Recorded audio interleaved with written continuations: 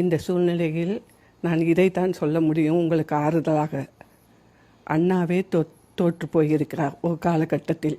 ஆனால் இப்போது நம்மால் ஸ்டாலின் இவ்வளவு குறைவாக எண்ணிக்கையில் வந்திருப்பது என்னால் தாங்க முடியும். என் மனநிலை தான் உங்களுக்கும் இருக்கும். ஆனால் என்னால் தாங்க முடியும். ஆனாலும் உங்களுக்கெல்லாம் நான் ஒரு உண்மை சொல்ல தான் காத்திருக்கேன். தைரியமாக இருங்கள்.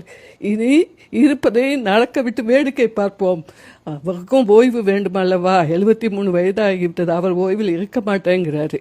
ஆனால் நாம் ஓய்வு இந்த சந்தர்ப்பத்தை பயன்படுத்தி கொண்டு ஓய்வெடுக்க வேண்டும். பயப்படாதீங்க. நல்லதோர் வீணை செய்து அதை நலங்கட புழுதியில் எறிவதுண்டோ தமிழ்நாடு. இனி பார்க்கட்டும். ஸ்டாலின் தான் தேவை என்ற ஒரு காலகட்டம் வரும். அப்போது நாம் விழித்துக் கொள்வோம். இது ஒரு மாயையான உலகம்தான். மாயைக்கு அடிமைகள் நிறைய என்பதை இப்போது புரிந்து கொண்டுள்ளோம்.